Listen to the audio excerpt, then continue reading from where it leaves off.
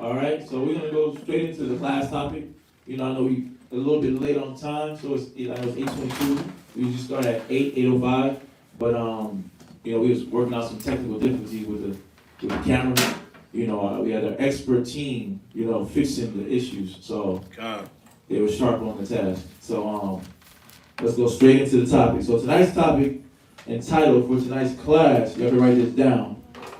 The title for tonight's class is The Journey of the Hebrew Israelites. The Journey of the Hebrew Israelites. The Journey of the Hebrew Israelites. And it's in, you can put semicolon, exploring the diaspora and identity. The Journey of the Hebrew Israelites, exploring the diaspora and identity. So I'm ready again just so everybody can get it. The Journey of the Hebrew Israelites, exploring the diaspora and identity. All right, so we got that? Con? All right, so we're going to, you know, this tonight's class, as you see it in the title, you know, the Journey of the Hebrew Israelites, right? The diaspora and our identity. We've lost that. That's one thing we know we've lost, right? Go ahead. So can you spell out the word? Diaspora. Yeah. D-I-A-S-P-O-R-A. D-I-A-S-P-O-R-A. All right? The Journey of the Hebrew Israelites, Diaspora, and Identity. So that's the title of the class. And so, you know, we just want to touch on this topic because it's important. Right? Because we're doing the work, we're doing the ministry, we in America, we know we've been lost, right? We know we're basically a people in diaspora, right? We're people that's lost. We're people that's confused, right? And we've reached a point now where we know the knowledge. We just know the knowledge, literally, right? We just learned the knowledge of who we are. But there's still many of our people that's scattered all over the face of the earth that doesn't even have an inkling, right, that they're a Hebrew Israelite. They don't even have a look that they would be a Hebrew Israelite, right? You would just think that they're what? right, yeah, right. Our people, our Spanish-speaking brothers and sisters, right? They would, to some degree, we would think that what? We're not the same family. But when you go into history and you go into, you know, just what happened to our people during, you know, the colonial eras, right? The 1600s, 1500s, and on back, we'll find out a lot of information about just what transpired and what actually got us to the point where we're different. We look different in this era of time.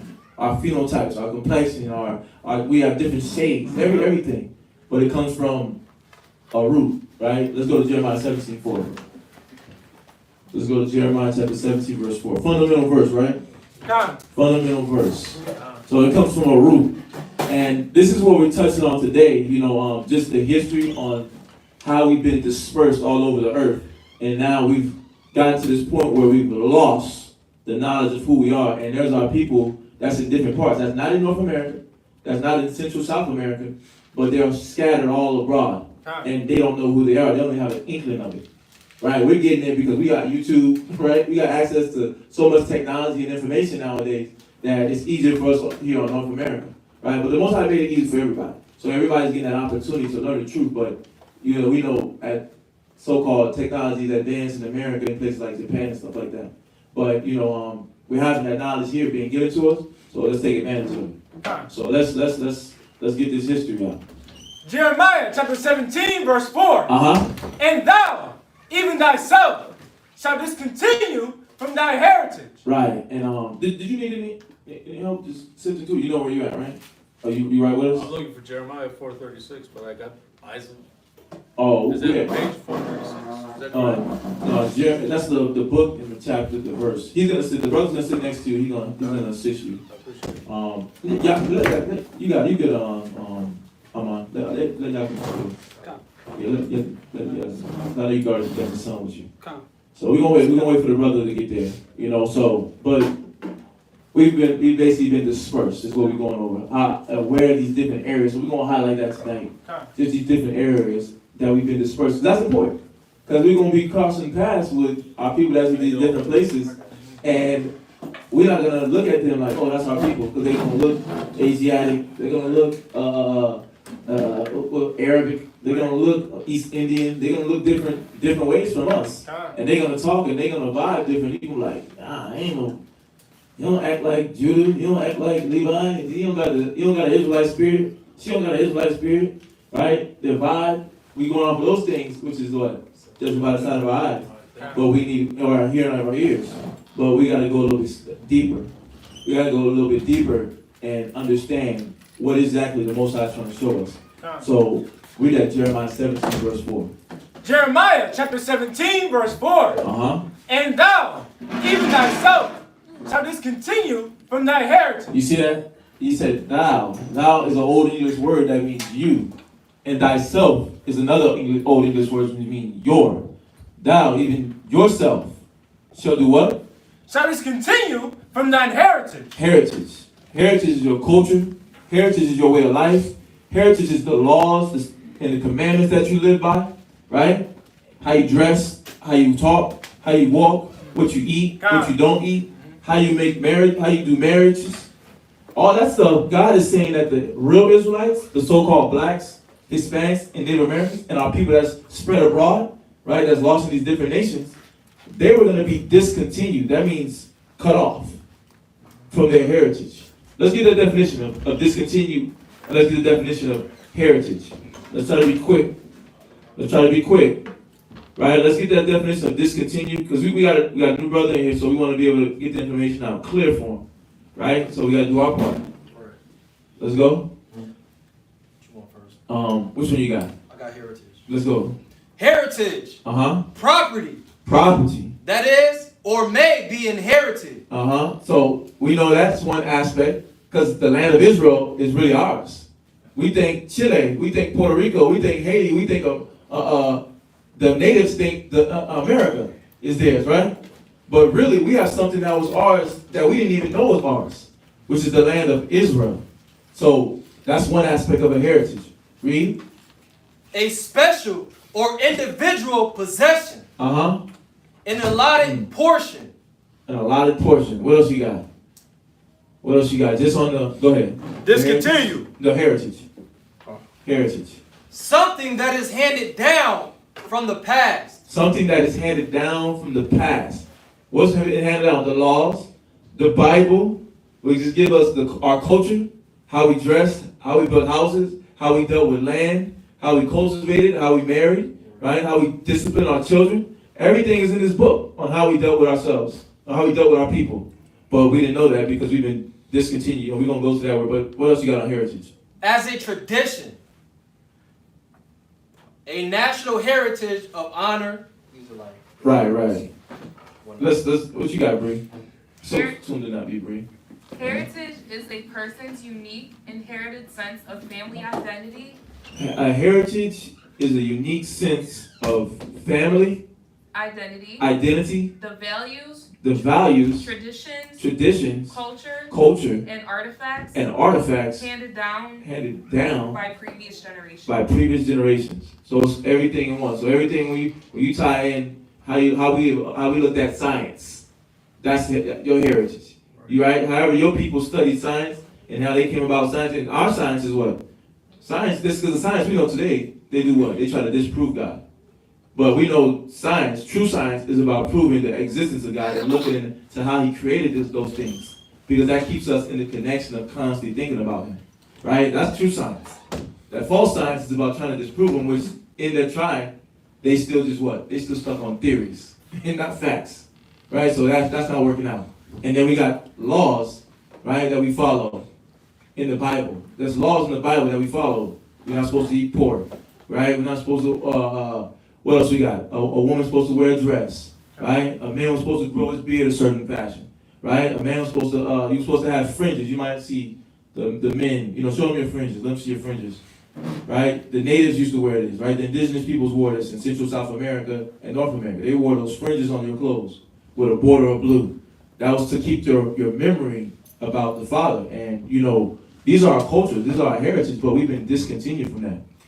And we don't even recognize that or notice that that's our culture.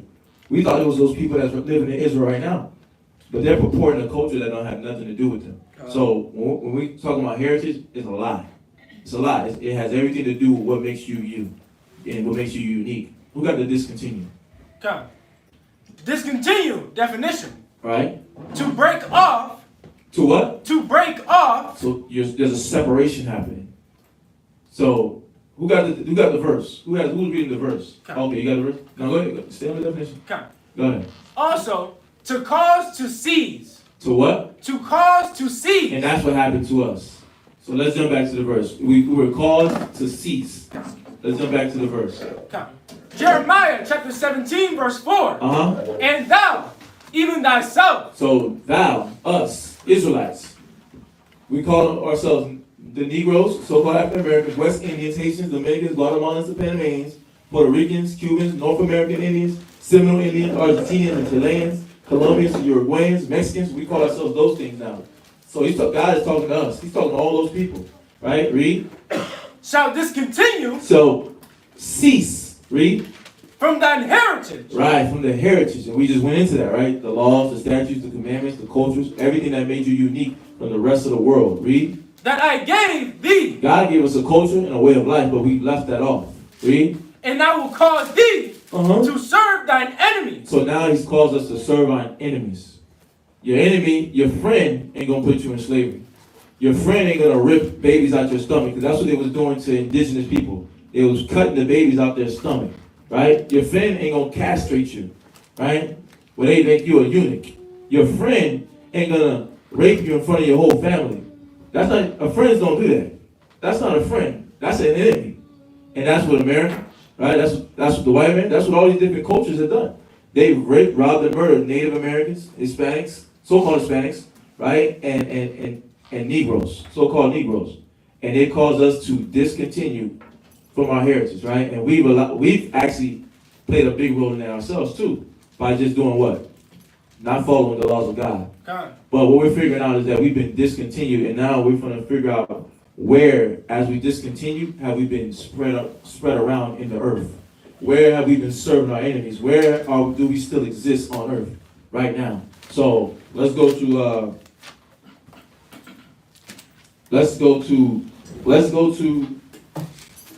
the first point, right? Our people were scattered across the whole earth. So that's the first point.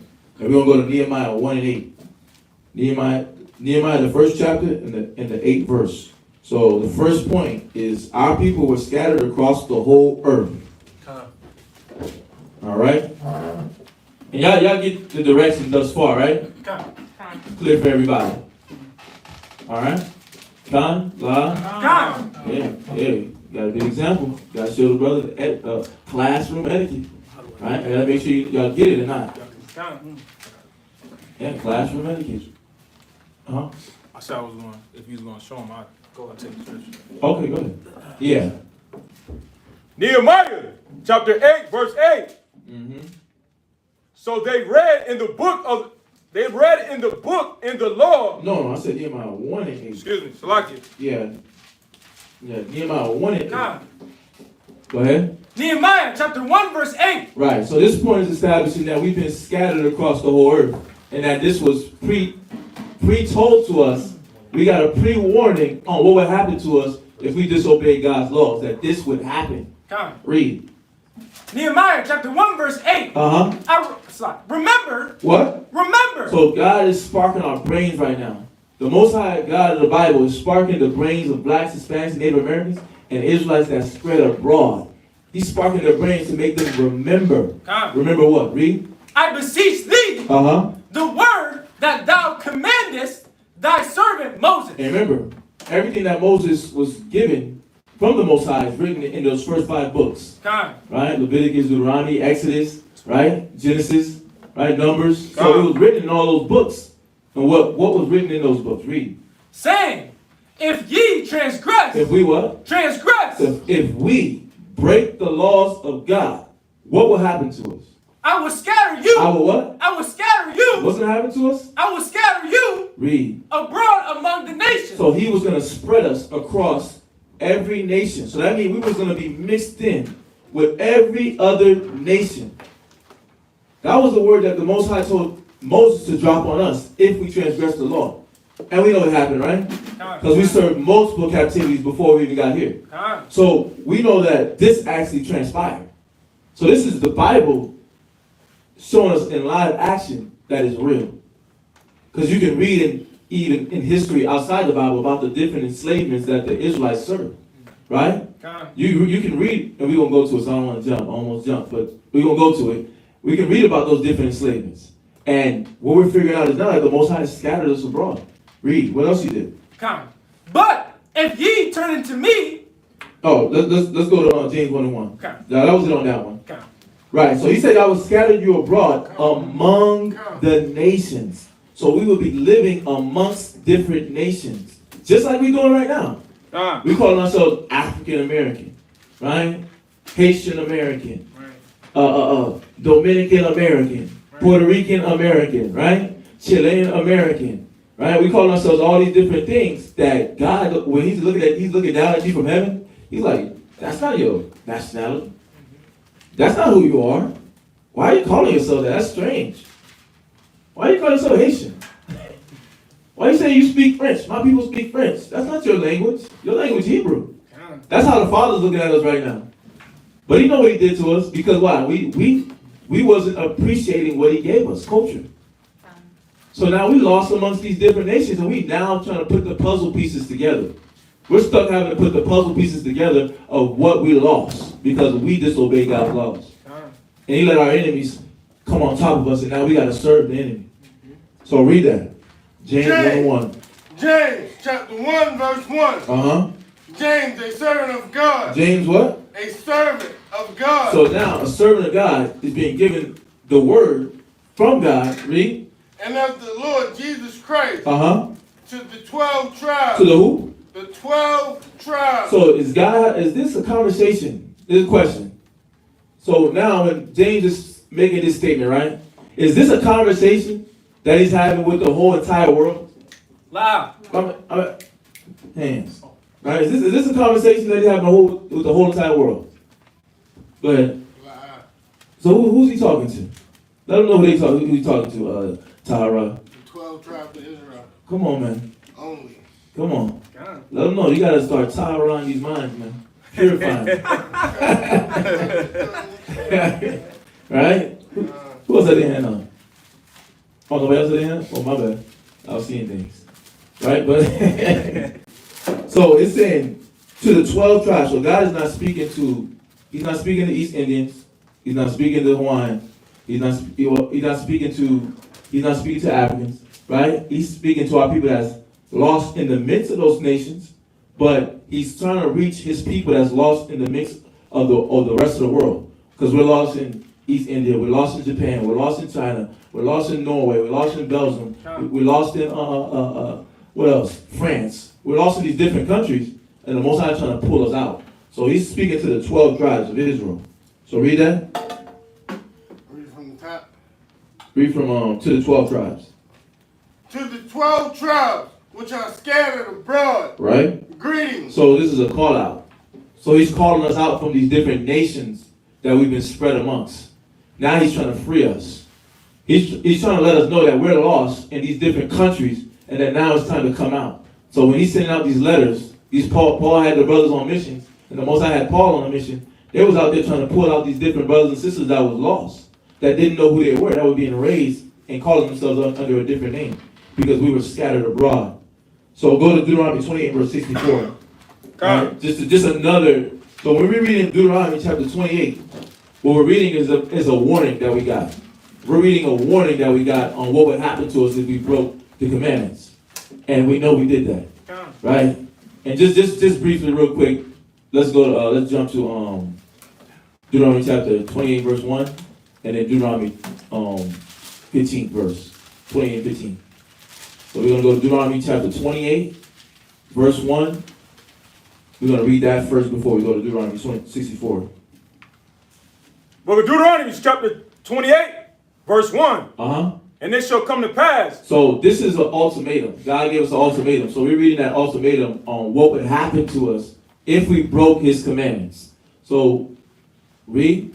If thou shalt hearken diligently. So if we listen and we're diligent in our ability to listen to God's commands, read. Unto the voice of the Lord thy God, Right. to observe and to do all his commandments. So we're observing, we're studying on how to get better in our application on being godly people. Okay.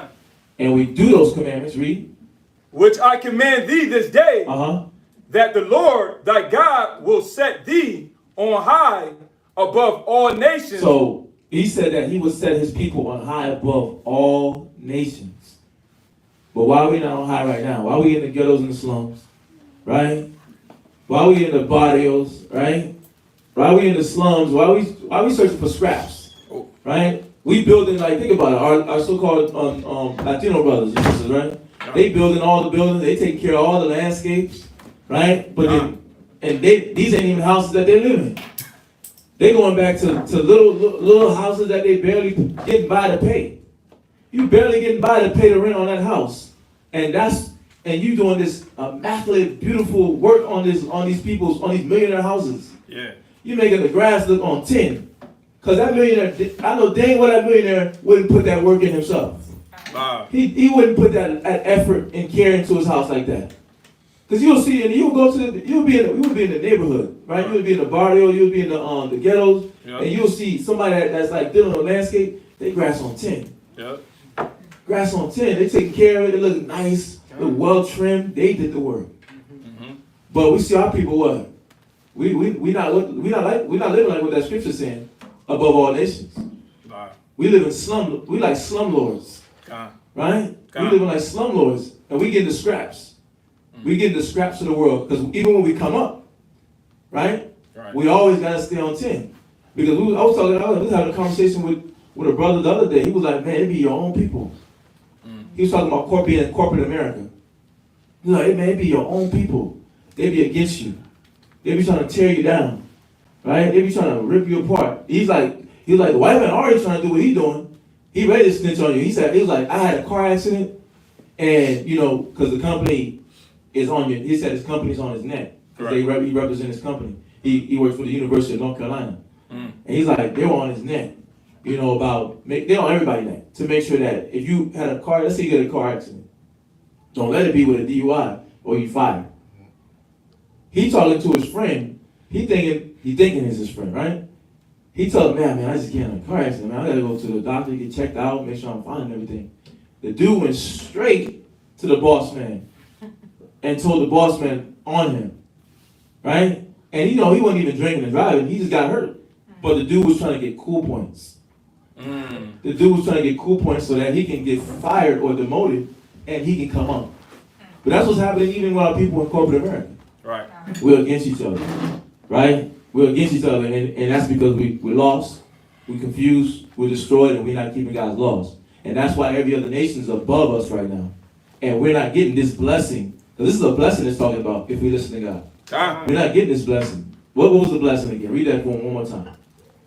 That the Lord thy God will set thee on high above all nations of the earth. But we're not getting that right now. Because we acting like enemies toward each other because we don't want to serve God. We don't take joy. We don't take great joy in being in the fact that we are Israelites. Our people in the ancient times was messing up. And we messing up right now this time. We trying to get everything back together. Which is why we still doing what? We acting like slumlords. Alright? We gotta get it together. But we're showing in this verse that if we listen to God, we will be blessed. We wouldn't have to deal with building up America, but Americans hating Latinos, Americans hating Native Americans, Americans hating so-called Negroes, right? We wouldn't have to deal with that. We would be in our own land, taking care of our own landscape, taking care of our own mansions, taking care of everything ourselves. And we wouldn't have to worry about any of that. And there would be peace. There wouldn't be gang violence. There wouldn't be Lag Kings versus MS-13. There wouldn't be this cartel in Tijuana. And they got problems with a cartel member in, what's that? Sinaloa. Right? There wouldn't be any of that if we would just obey God's laws. But let's jump to verse 15. To give you the ultimatum that we ended up following through with. Verse 15. Disobedience. But it shall come to pass, if thou wilt not hearken unto the voice of the Lord thy God to observe, to do all his commandments. So we don't listen to God. We don't observe to do all his commandments. We don't study the Bible. We don't open up our word. Right? Read. And his statutes, which I command thee this day. Right. That all these curses. All these what?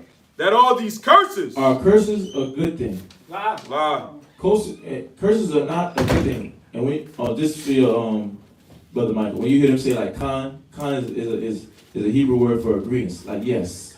And then when you hear them say la is like a Hebrew word for just saying no. So you might hear them say con la. Mingle. Right? Suave. Comprende. Right? See. Right? With all that. I like that. Go ahead. Where you at? To observe, if you don't observe to do all these commandments. That all these curses shall come upon thee and overtake thee. Right, all these curses are going to come upon you and they're going to overtake you. So we're going to go to one of those curses. Deuteronomy 28:64. Right? So, and this is important, where we understand this, because this is how we ended up being scattered. This is what happened. This is what led us to being scattered. Right? And we're understanding that we are scattered people based off the fact that what happened to us in history and because we didn't listen to the Most High's commands. So read that.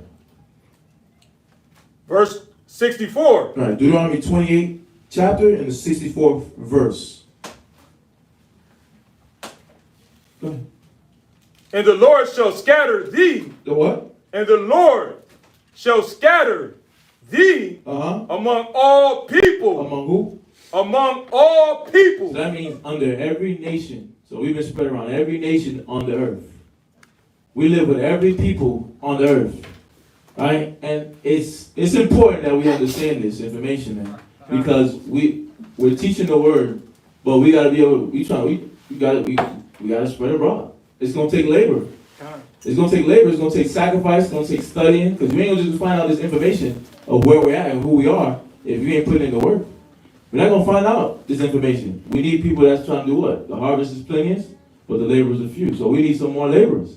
We need some brothers that's trying to put in that work and sacrifice, because we have to reach all our people that's out there. The Most High said the word is going to be preached to all the earth. So who don't want to cover a multitude of their sins? I know I want to, right? I want to cover a multitude of my sins, so I want to reach far and wide. Right. You want to be able to show, you want to be able to be used by God. Right? And for him to use you to be able to touch the people that spread abroad, shoot, we got to be putting in a lot of work, a lot of sacrifice, a lot of killing of the old man so we can be able to do what? Be used by the Most High. And this is why this portion of the class is so important. Go ahead, Tyron. Precept 5, James 5:20. No. Yeah. Well, you know what? Get it, because I quoted it. Let's get it, because you got the new brother, so I quoted it. James chapter 5 verse 20. Right. This is what happens when you commit your life to the Father. When you commit your life to the Father, it comes with you sacrificing the old you, the way you used to live, the partying, the alcoholism, the weed, the whoremongering, right? The lying, the thievery. All these things got to go away so that we can do what? We can be used by the Father. So read that. James chapter 5 verse 20. Let him know that he which converts the sinner from the errors of his ways. That let him know. Let an individual know, right? We're going to let an individual know that when he helps convert somebody, we're going to wait for the brother. When you help somebody change from the wrong that they're doing, that does something for you, right? Yeah. It should. It should have an effect on you to see somebody change from negative to righteousness, right? That same way the word touched you when you was going through your problems, right? When the Most High touched you and woke you up before you knew the knowledge, before you knew the truth of you being a Hebrew Israelite and not a black, Hispanic, or Native American, right? When you learned Hebrew was your real language, Israelite was your real nationality. So let's read that James 5:20 one more time. James 5 verse 20 on the top. Let him know that he which converts the sinner from the error of his ways shall save a soul from death. Shall save a soul from death. So when you help somebody change from wrong doing from wrongdoing, from sin to righteousness, you cover a multitude of your sins. Right? Oh, did we get there? Did I jump ahead? Oh, go ahead. Read on. Okay. And shall hide a multitude of sins. Yeah, you're going to hide a multitude of sins. So you start cleaning up your name with the Father. Right. You start cleaning up your name with God. So when you was living righteous and you was living in sin and you was in the streets selling, partying, wild, jumping from man to man, jumping from woman to woman, right? Or you just a regular 9 to 5 guy, you just selfish. You into yourself, right? You into your family and nobody else. When you change from that guy, that woman, and you start to serve the Father and you start to give yourself, the Most High can acknowledge you because now he's like, I can use this person to help convert somebody else. And as he's doing that, I'm gonna throw a bone at him. I'm gonna give him a gift. I'm gonna wipe away his sin. I'm gonna wipe away his sins. I'm gonna wipe away his faults. And that's important with this topic because we have to literally start really caring about the study, putting in the work, really changing from the old man to the new, because there's somebody out there that needs you. There's something that's great about you. There's something about you that speaks out to people. That might speak out to that person. Man, it's just the way you said that, man. It got me.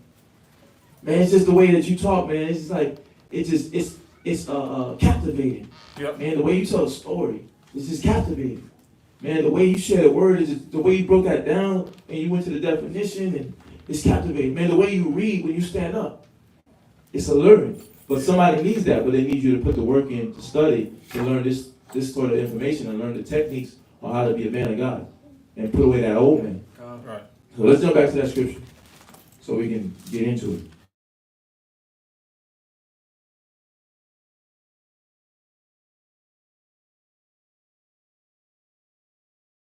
Among all people. So the Lord is going to scatter us among all people, read. From the one end of the earth. So on one part of the earth, the eastern hemisphere, read. Even onto the other. All the way to the western hemisphere. So he's spreading us all abroad. Every last part of the earth where humans live and have a society and a culture and whatever, right? Way of life that they have, we're there. Don't think we're not there. We're there. So we're back in that Deuteronomy, right? Deuteronomy chapter 28, verse 64. Y'all can now you go? Oh yeah, we're going. Oh, you got it? You got it? Oh, yeah, you got it. Okay. Thank you. No problem. Go ahead, read on. And there thou shalt serve other gods. So we're going to be scattered amongst all these different people. So we're going to be going by different names, right? And then we're going to be spread abroad across the whole earth. And there we're going to serve what? Other gods. So we're going to start following the laws of the Bible. So when they say we're serving other gods, we're going to start following the laws of the Bible. What we're going to be doing? Read. Which neither thou nor thy fathers have known. And we didn't know these gods previous, right? But now they're being introduced to us and we're following them because we're scattered amongst the rest of the world. We're scattered amongst different people. Read. Even wood and stone. Even wood and stone. And that wood and that stone is a semblance of what's the two biggest faiths that people follow today. Go ahead, Tara. The cross, which is Christianity. Go ahead. And the cobblestone in Mecca, which is Muslim. Right. Yeah. That Christianity cross, right? And the Kabbalah stone, right? Which is Muslim. And Christianity, we point that out because that's a religion. But when you open up the Bible, God never dealt with religion. You know, and when you look when you actually match up the Bible, you look at the Bible and you go through the laws, the statutes, the commandments, the standards and requirements, you'll find in the Christian religion, they don't even follow those things. They almost act like pagans. They worship Easter. Yep. When Easter, that goes back to a Syrian goddess, so-called, right? Ishtar, right? They celebrate that. They say Christ was born December 25th, but the Bible lets us know it was more than likely around the springtime. Right. So they're doing everything contrary to the Father. Catholics, what they do? They doing all these different things. They worshiping the saints, praying to the saints, but that don't have nothing to do with the Bible. But what it's saying here with the wood, that's a representation of talking about Christianity and that stone, because they try to go around that Kabbalah stone and worship it and kiss it like it's God. But the Most High said what? Don't have idols. right? So what we're showing though in this is that we would be worshiping other gods, and we would be moving in the spirit of idolatry. That's what the Father's showing us here. So let's go to 2 Ezra chapter 2 and verse 7. 2 Ezra chapter 2 and verse 7. Just on this. Amen. Important information, man. Good information. So let's get that. 2 Ezra chapter 7 and chapter 2 and verse 7. All right, 2 Ezra chapter 2 and verse 7. Who got it? Come. Go ahead. 2 Ezra chapter 2 verse 7. Uh-huh. Let them be scattered abroad. And the them that it's talking about Israel. Let them what? Let them be scattered abroad among the heathen. So we scattered abroad among the heathen. And think about it. So if we're going through this process where we're scattered abroad amongst the heathen, that means we're going to start following their religions. We're going to start following their dress code. We're going to start following their dietary law, right? And we're going to start thinking like them. We're going to start being into the thing that they're into, right? And you got like the strangest of things. You got blacks and Hispanic people that want to follow Buddhism. Strange is a thing. They want to follow Buddhism, but when you follow Buddhism, what does that entail? You got a bald in your head, right? Well, if you go that, let me expound on that too, right? Yeah, because there's a thing where you go natural born, that's different. There's a thing when you go natural born, that's different. God understands that, right? So I just want to clarify that even for the world. Go ahead. Yeah, I know.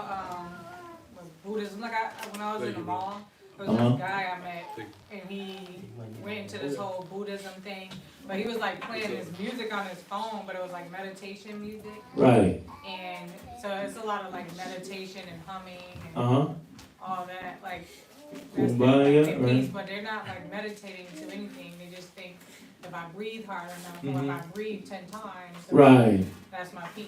Right. I breathe. The sister said if I breathe hard, she met somebody in the mall doing Buddhism, and they was listening to meditation music, instrumental meditation music, and they were thinking if they breathe hard, they're not meditating on anything. They just thinking if they sit there quietly and they breathing hard and consistently, repetitiously, that something good gonna come. Yeah. But this is the confusion that our people in. Because once you get up from that Buddhist stance, right, or that Buddhism stance or whatever, right, their meditatory state stance, what happened? All the stress started flushing right back in. All the stress that you was trying to kick out the door, it coming right back in, right? Some of our people, they just follow American habits, right? You smoke to do what? To get rid of the stress, right? I'm gonna go to the bar to get rid of the stress. I'm gonna be an alcoholic to get rid of the stress. I'm gonna find something carnal and fleshly and physical to deal with stress, but that's not a solution. But this is what happened when you start to live amongst a people that don't even worship God. This is what happens when we get lost in this diaspora. This is what happens to our people as we're figuring out. Go ahead. Right. I was gonna say and then the big thing now is the stones and copper necklaces and all that stuff. Like the stones is so big right now. Yeah, because in just what you're saying, the sister saying the stones is so big right now, and they're so popular right now. But with that, where's that coming from? Us thinking we're African. Yeah. So now, is the using it as jewelry and beautification and all that stuff? Anything wrong with that aspect of it? No. But they start to worship these stones. Like these stones are going to take them out of stress. This stone is going to ward off evil people, right? It's going to take away their confusion. They're going to have mental clarity. It don't work like that. The stones are not going to do that for you. They just look nice. Yeah. That's it. They just got a nice color. And they're beautiful because the Most High created them. Yep. That's as far as it goes. But when we think we're African, we doing what? We're worshiping these idols that they worship. Isis, Horus, and Ra, and all these different things. And some people don't even go that deep. They don't even know about that. They just going what? They just saying I'm African because somebody told them that they're African. The very same people that enslaved you told you you're African. The very same people that enslaved you told you crossed the Bering Strait. Your people crossed the Bering Strait to get on this side of the earth. The very same people that enslaved you trying to tell you your original language was Spanish. Which in history you can read that they wasn't speaking Spanish, that it was forced on them by the Catholics, right? So what were you say, Yakana? Just gonna bring out the precept on the law of the idols, the wood and stone in Leviticus. Oh. Now you go to it real quick. Just do it, brother. Yeah, you go to it real quick. Go to it real quick. This is Leviticus chapter 26, verse 1. Uh-huh. Ye shall make you no idols. You shall what? Make you no idols. Read. Nor graven image. Right.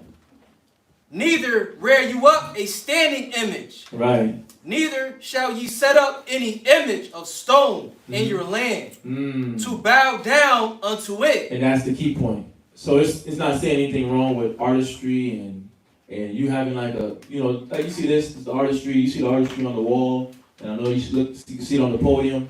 Nothing wrong with that at all. But when you start to make this, oh, this candlestick is the God of candles. It'll light my way and make my path bright when I light the candle every night. Right? That's a lie. So, but God don't want us to get to that point where we start worshiping these things that He made. They have their purpose and they serve their purpose, and we're supposed to use them for the purpose and not worship the creature more than the Creator. Right? So we have to be mindful, but right on point. Right on point. So let's go back to that 2nd Ezra chapter 2, verse 7. Come. 2nd Ezra chapter 2, verse 7. Uh-huh. Let them be scattered abroad among the heathen. Let their names be put out of the earth. Let their names be put out of the earth. That's potent. Because our names are put out of the earth. You talk to the average person, they don't even know what an Israelite is. They don't know Israelite. They don't know that there was tribes in the nation of Israel. There was Levi, Benjamin, Judah, right? You got Asher, right? And Naphtali, which is the tribe that your people come from. The Argentinians and the Chileans. That's where they come from. We don't even know that. We don't even consider that. So when it's saying, that's a prophecy though. That's the Bible prophecy coming to pass. Their names will be blotted out. So that means it would be of no significance. It would be of no significance, and you wouldn't even know who you are. And people barely even know about Israelites now. People barely even know history about Israelites. People barely even know that they were the world's most powerful people. Right? People barely even believe that these are God's people. And that they were even a real people. Yeah. Something is like just a story. Right. You know, just a little fairy tale. Right, fairy tale. Right? A Willy Wonka factory story, right? A dang Princess and the Frog story. That's what they think. But it's not that at all. You know, our names have literally been blotted. We've literally been robbed. Like when you watch these movies like Divergent, where the people are missing information on the world and what's happening in the outside world, that there's a world outside of the world that they're in. That's what Americans live like. Because when you deal with people overseas in Europe, they'll let you know that the people in America that served slavery, the Hispanics, the indigenous people, as far as the Native Americans and the so-called Negroes, they're God's people. Right? They'll let you know how prestige we were, how great of a people we are, and were once in history. They'll let you know that, but in America, they want you to hide it. They want everybody to be dumb here. They say Americans are the dumbest people. We're the dumbest people because we lack the most knowledge because we don't search it out. Because we so blinded by the entertainment of the world. You got this, you lost in the sports, you lost in the music, you lost in the party life, you lost in all these different things, and we don't think about seeking out knowledge. But you got these Asiatic kids over there, they doing martial arts like a dang sensei. They doing the exclusive kicks. Go ahead. Like the other day, I asked my husband, like, who do you think make the most money in America? Right. And it was it said the Asians make more money, and then the East Indians, they make more money than us. Right. Yeah. They come over here and make more money than all of them. Yeah, and then they go back home and they be like living like celebrities. Yeah. They be living large over there when they go back home. They stock up all their money here, and they got a rotation system.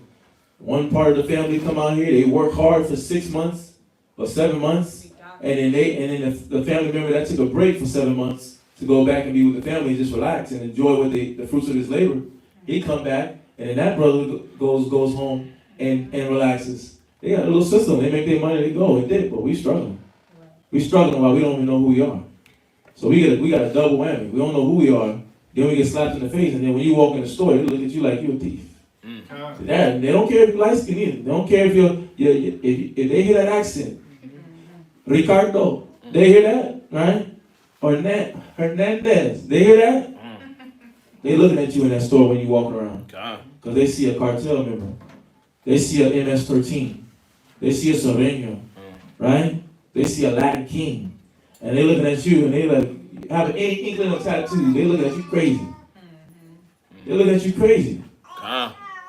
Right? Be a Latin man and a black man hanging together. Like, oh, obviously these two don't hang around together. So they must be in some gang activity. I remember I was walking in the corner store, Northern Kingdom that I know from, where I'm from, Miami. And we was walking in the store, they eyeing us down. And he was one of those, he was like Puerto Rican, but he kind of like, was more like with a Judite swag, which would be a so-called African American. He had more like an African American swag. So they eyeing us down when we go in the store, but we was paying customers. We was paying customers in that little gas station. Okay. Right, but they're looking at them, they're like, we crazy, but you want to come set up shop in the community. Right. Of people that you look and you speculating on how they gonna how they gonna deal with your story. I don't know if it's too late. You had a question. I have a question. Go ahead. Read it out loud. Yeah, go ahead. Okay. Laurel Slackish said, I have a question on Ecclesiasticus 7:31.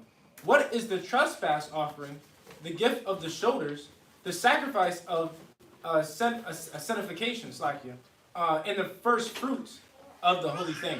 Well, I'm gonna write down your question. We're gonna hold off on questions, but I'm gonna write down your questions and we're gonna get back to you on that. Because we're gonna go straight to the class topic tonight. But we're gonna hold off on questions tonight. But I'm gonna screenshot that right now, matter of fact. I'm gonna screenshot that right now, and then cause I know VA is gonna go live Friday anyways too, so you'll be able to. I'll shoot that to the brothers in VA. They'll be able to answer that for you, Sister L'Oreal. So I'm gonna screenshot that right now. All right, we got that. All right, so that was it, right? Okay. Yeah, okay. Yeah, so we trying to just get into this class. I mean, obviously, I'm still trying to break through, right? We're still on the first point, but we about to be done with this first point, and we about to move on to the second. So let's finish that. Second Esdras. Second Esdras, chapter 2, verse 7, last precept. Uh-huh. For they have despised my covenant. Yeah, that's our fault. So God is saying that we despise. When you despise them, you hate it. So God's chosen people started to hate what they had to do to prove their love to Him. We hate that we had to put in work to show my God that this is my love. Because we want to show love the way we want to show love. But God's like, nah, you're going to do it exactly the way I want you to. Because that's true love. Sacrifice, put your feelings to the side, and showing true, sincere and true obedience. And so that's what happened. We despise God's laws. And He's letting us know that's why our name has been basically come to almost nothing. Where at one point in time, people would tremble when they hear that name. Israelite, Judite, Naphtali, Levite, Simeon. When they would hear that, I used to ring bells in the world. And now I don't even ring bells. We think America's a superpower. Right. We think Russia's the dang Megatron, most powerful people. We think China and Japan. We think China is just a dang beast, and they most powerful. But these people are not even as powerful as they may seem to be. Right? People actually used to regard that name when they hear Israelite because they knew the Father of heaven and earth was with us. But now because we disobey God's laws, we've lost that. So, but we're going to go to Deuteronomy 32 and 26, and then that's going to take us to the next point. I just wanted to bring out these scriptures, fundamental scriptures that we know, some, right? And just share them and just show, the Most High concurrently, all throughout the generations, showing us that we was going to be spread abroad. We was going to scatter among all these different nations. So I wanted to establish that with everybody, to make that clear. But let's go ahead. Deuteronomy chapter 32, verse 26. Right? I said, I will scatter them into corners. Right. 4 corners of the earth. So all over the earth. Western hemisphere, eastern hemisphere, right? Read. Or northern hemisphere. Read. I will make the remembrance of them to cease from among men. He's talking about the Israelites. He was going to make their remembrance to cease from among men. All right? People can barely say the word Israel. Pronounce it the right way. They were like, what is that? Jesus. Who's that? Right? David, who's that? Nah, I ain't never heard that story before. Who? Adam? Eve? He had a wife? Right, it's real. Some people don't know that. Some people can't even name 5 people from the Bible. Right. Give me 5 names from the Bible. Jesus, and Jesus. Right? That's what they're gonna do. And Jesus again. Right? They're gonna give you Jesus. They can't say nobody else. All they can say is Jesus, Adam, probably David. Probably David. And some people kind of like they sensationalized in Mary, right? Because of their virgin birth. And then maybe Samson. Jezebel. Nah, I don't even Jezebel. Everybody knows Jezebel. Yeah, no, Christians be on it. Christians be on Jezebel? Yeah. Okay, I ain't go to church. A lot of people know about Mary Magdalene, but they don't know the whole story about it. They just think she was some whore. Right. Or they got some some worldly version of a story that they never read. It's just a nursery rhyme. Mary had a little lamb. Right, Mary had a little lamb. Yeah. Right, nobody really knows anything though. But they know like the things that they do know, they have like not true stories of the people. So our name is ceased. Our name don't even matter. Like they don't even care to have enough respect and decency to say the name properly. To do the proper investigation to make sure that they showing respect to these nation of people and who they are. Right? Because now we're a laughing stock to people. We're a joke. Right? Everything's a joke about a Mexican, a Puerto Rican, a Dominican, a Chilean, a Bolivian. Like, everything's a joke. Right? You see, they wear the cowboy boots. They make jokes in mockery. They got, what do you call those things on social media, memes? Where they make funny pictures and write funny statements and they're making fun of just Latin culture and black culture, so-called black culture, right? And they're making fun of it. Everything's a joke. We're not somebody to take serious. The rest of the world don't take us serious because we've divided our Father. So now the Most High is showing us through how He deals with us, how the rest of the world look at us is how we dealing with God. How the rest of the world deal with us is how we deal with the Father of heaven and earth. And He's allowing them to deal with us that way because He wants us to see how we treat Him. And that's why our name don't even matter. That's why they switching, they playing with our names left and right. Are you Latin? No, you Hispanic. You're a border jumper. Right? No, you got all these different derogatory names. No, you're a jigaboo. Right? Right. You got all these different derogatory names. And they don't care about really establishing who we are. And that's what we're doing today with this class. We're establishing who we are. And we're trying to save our brothers and sisters that's lost in these societies that they don't belong to. That's what we're about to do. We're about to save those brothers and sisters that's lost in these societies that they do not belong to. I was gonna say, they also, like, every time they see, like, a sister with hair wrap or something, they always think you Muslim. Right, you Muslim? you Muslim, right, we got a beard, you Muslim? Yeah, I was in Walmart, and some dude gonna walk by and say, Salam alaikum. Right. I was like, oh my goodness. Right, you got no respect. I ain't even saying that. All right, no moment of pause. Oh, is this cultural or they're like no etiquette in how they come up? Because we don't show value in ourselves. Right? Like you got Mexican born Mexican so-called Latinos that's born in America, making it seem like they different from the Latinos that was born in the actual country of Mexico and Chile and Uruguay. Like, what are they doing? Why are they trying to sneak in? Why don't they just do it the right way? Yeah, that's crazy. But a lot of them that's saying that is the same people that snuck into America. Or their grandparents snuck into America, but they talking crazy like that. Come on, man. That don't make no sense. Like, it's delusional. How you gonna have a problem with somebody doing the same thing you just did? That's somebody that's looking for a better life for their family. Right? Come on, man. It's a joke. We making ourselves a joke. On top of them taking us as a joke. So let's go to this next point, man. It says, we were going under Gentile names. We were going under Gentile names in the diaspora. we were going under Gentile names in the Diaspora. All right, I'm going to repeat it again. We were going under Gentile names in the Diaspora. The first verse is Psalms 106. Psalms chapter 106, verse 35. God.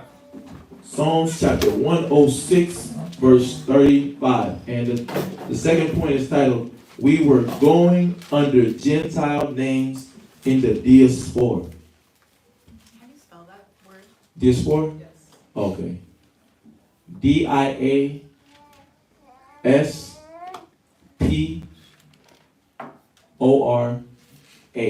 Diaspora. All right? Let's get that. Psalm chapter 106, verse 35.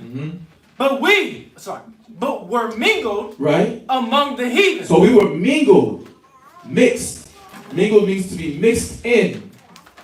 Among the who? Among the heathen. So now we mixed and mingled amongst the heathen. So we don't talk, dress, walk, eat the same. Right? That's why we be gluttonous. Right? That's why we can't live without a Twinkie. Right? Come on, man. Yeah, you can't live without a cookie. Some sisters can't live without Coca-Cola. Right? Ginger ale. Huh? Come on, man. Grape soda. Come on, we can't live without it. You know, our brothers and sisters, we like that what? Piscola. Right? That's cool. That's the Chile. Chile. That's Coca-Cola with a little yeah, With Pisco. Yeah, pisco. Yeah, it's a little drink over there in Chile. I met a guy in I think I told you that. Yeah. I met a guy in VA. There was the Chilean Navy. They was training in VA, and he introduced me to piscola. And I was gonna buy it off him, but it was the time didn't work. No, Delicious. I believe it. But the guacamole wasn't talking, so I ain't had no chips to dip. You know. Right? So I believe it. But you know, we just going back to the verse, we was mixed and mingled amongst this world, man. And this world really defiled us and we really got lost in their society and their way of life, and we thought that was living. Like even these houses, like, you know, they got some nice houses. I'm not gonna deny it. They got some nice houses over here, but I know it didn't compare to the architecture of how we was living.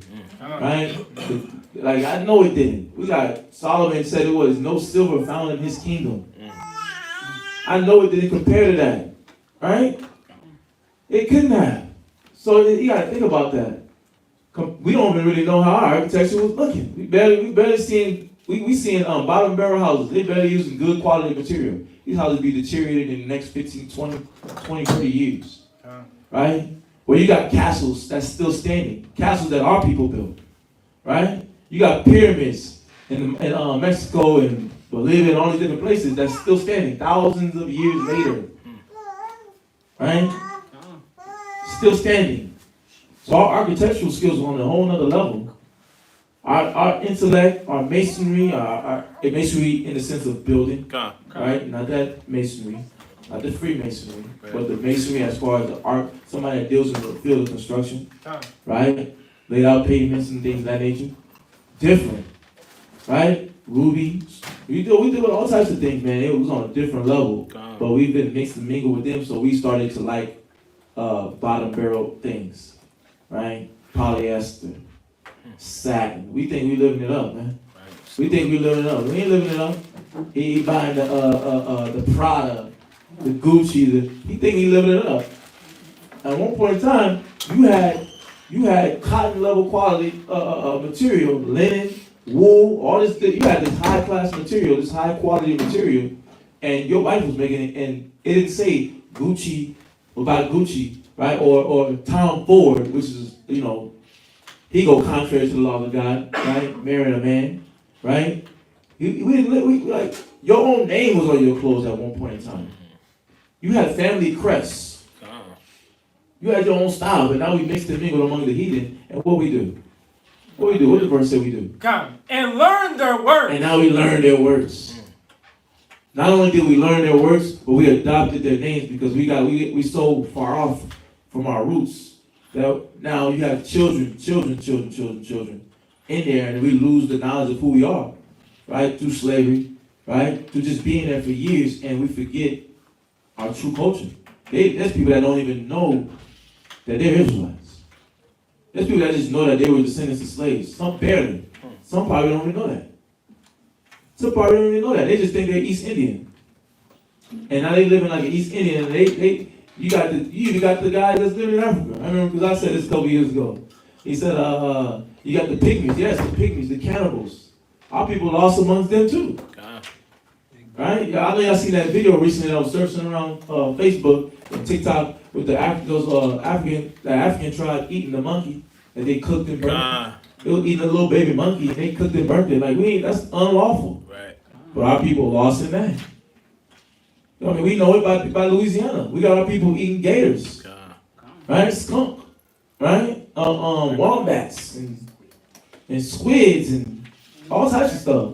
Because we lost and mingled amongst the heathen, and now we think that we're them. We think that we're American. We think that we're East Indian and all these different things. And we're going to go into that.